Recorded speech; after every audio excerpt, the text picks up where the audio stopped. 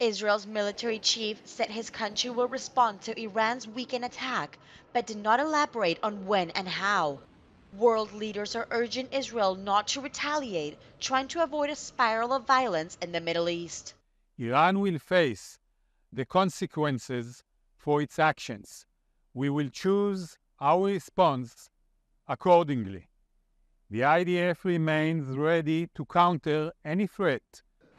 Iraqi Prime Minister Mohammad Shia al-Sudani visited the White House for talks intended to focus primarily on U.S.-Iraq relations, which had been scheduled before the Iranian attacks. The United States is committed to Israel's security. والولايات المتحدة ملتزمة بأمن إسرائيل. We're committed to a ceasefire that will bring the hostages home and preventing conflict from spreading beyond what it already has. UK's Prime Minister Rishi Sunak called for the conflict in Gaza to end and for the world to invest more deeply in the two-state solution. Mr. Speaker, it is significant that other regional partners actually helped to prevent a much worse attack over the weekend. It reminds us how important the attempts to normalise relations between Israel and its neighbours really are, and it holds out precious hope for the region. Hundreds of hardline supporters of the Iranian government gathered in central Tehran on Monday to show support for Iran's recent attack against Israel.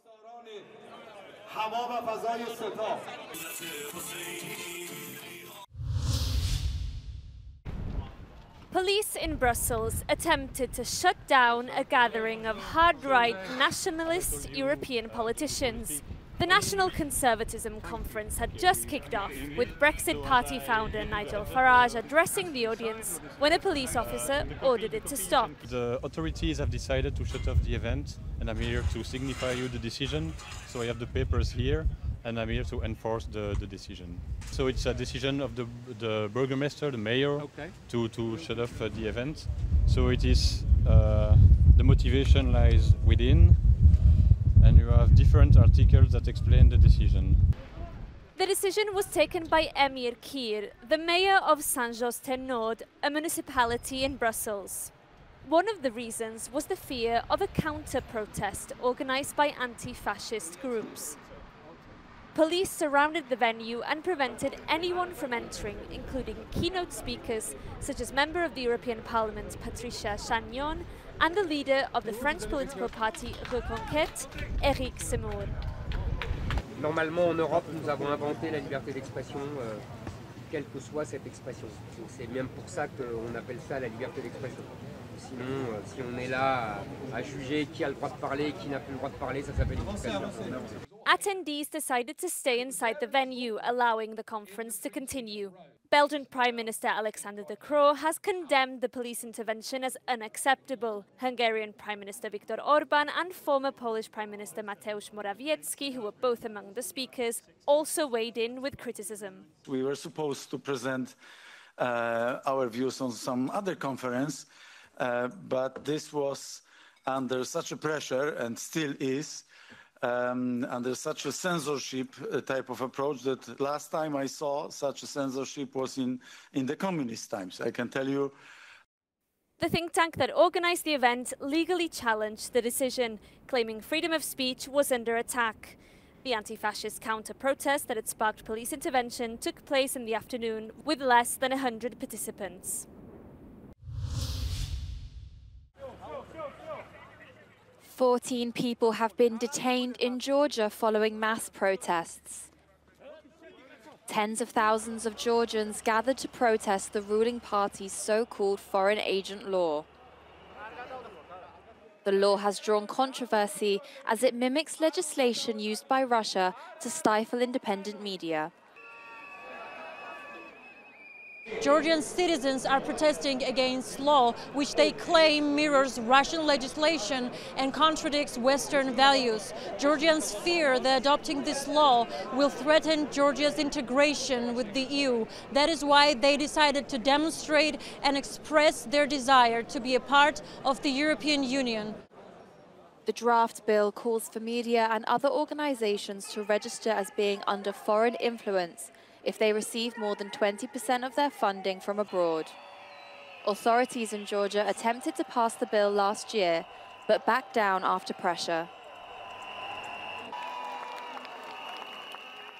მიზანი არის რომ ქართველმა ხალხმა იცოდეს სად მიდის ეს ასეულობით მილიონი დოლარი და მაგალითად, როდესაც ხედავთ ჩვენ ბრძოლას პოლიტიკურ ველზე გადასულს NGO სექტორის მხრიდან, ორჯერ რევოლუციაში მონაწილეობას და აი შესაბამის მოწოდებებს. The bill has been criticized by foreign leaders across Europe. Critics say the law would obstruct Georgia's aim of joining the European Union. რუსული კანონი საქართველოს ევროკავშირის გზას ჩახერგავს და არსებობს საჯარო განცხადებები იმ ხალხისა, რომელმაც წლის ბოლოს უნდა შეაფასოს ქვეყანას აქვს თუ არა წინსვლა. და ეს ხალხი დღეს საჯაროდ საუბრობს, რომ რუსული კანონი არ არის თავსებადი ევროკავშირის სტანდარტებთან. Scuffles broke out on Monday in Georgia's parliament as the parliament debated the law.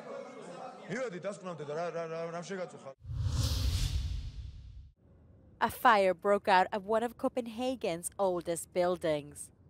The fire was first reported at 7:30 a.m. local time on Tuesday in the roof of the 17th century old stock exchange. It spread to much of the building and parts of the roof collapsed. As firefighters battled the flames, passers-by were seen helping rescue some of the country's most cherished paintings and artifacts from inside. The cause of the fire was not immediately known. Ambulances were at the scene, but there were no reports of casualties. The building, which is situated next to the Christiansborg Palace, where the parliament sits, is a popular tourist attraction. Police said main road in Copenhagen was closed and people should expect the area to be cordoned off for some time. Several bus lines were rerouted and Danish media reported huge traffic jams in the surrounding area.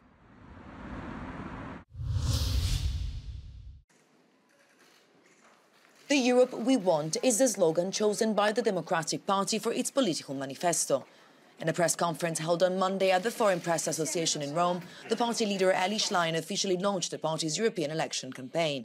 The aim is to promote social justice policies in a number of sectors. According to Eli Schlein, Europe should become more social and lead the green transition. These are some of the main takeaways from the Democratic Party's political program as outlined by its leader ahead of the European elections. Raising the minimum wage and improving Italy's health system are also among the main priorities, together with calling for more solidarity on migration in Europe. And the warning Eli Schlein sent on Monday is very similar to the one already sent at Europe's socialist campaign launch. Siamo l'unico argine all'avanzata delle destre europee.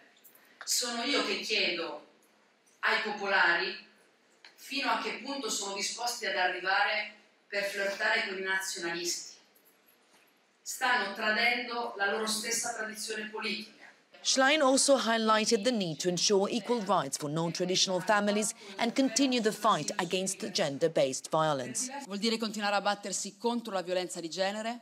Ho trovato molto significativo e importante e un grande passo avanti il voto di settimana scorsa al Parlamento europeo che sancisse che le donne hanno diritto a scegliere sul proprio corpo. L'aborto è un diritto fondamentale ancora troppo negato in questo paese nonostante la legge 194. And while the Democratic Party leader hopes to gain more support, she acknowledged that the main challenge could be low voter turnout. Giorgio Orlandi for Euronews in Rome.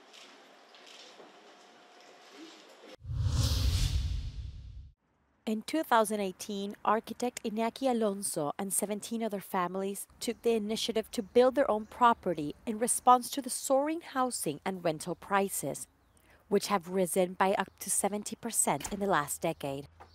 They created the first cooperative in Madrid under right of use, a formula halfway between buying and renting. A building with common spaces and meeting spaces for neighbors who enjoy two-bedroom apartments for about 650 euros per month. Empieza a haber situaciones realmente dramáticas. Por 600 euros si consigues una vivienda de una habitación, pues ya es un logro, ¿no? But the Entre Patios cooperative was also born to show that it is possible to create housing while eliminating speculation. Con este tipo de proyectos nos aseguramos que los precios van a estar estables porque nadie puede vender su vivienda. No puede subir su alquiler, no puede subarrendarlo, por lo tanto no puede de alguna manera especular con el piso y el precio es estable. Prime Minister Pedro Sánchez has met with representatives from the housing sector and has announced an impactful measure, the end of the Golden Visa scheme, which granted foreigners permanent residency by buying property in the country. Pero más allá del alcance real de la medida, Pedro Sánchez ha dado el pistoletazo de salida de la precampaña electoral de las elecciones europeas. La vivienda será uno de los ejes principales en la lucha de la izquierda por conquistar a los votantes más jóvenes. Access to housing is one of the main concerns for those under 35. In the last decade, rental prices have risen 17 times more than wages. Bueno, tenemos una crisis de asequibilidad muy aguda que está llevando a que 2 de cada 10 hogares queden en situación de pobreza severa después del pago de su vivienda. El problema es tan grave ya que está llegando y alcanzando las clases medias. Tenemos más de 250.000 hogares con ingresos intermedios que quedan en esta situación de pobreza. Spanish entities seek to import the Housing Association scheme, a model that has proven to be effective in places such as Vienna, where the affordable housing stock is 20% compared to Spain's 2%. A model of housing provision managed by non-profit or limited profit entities, so that housing becomes a right again.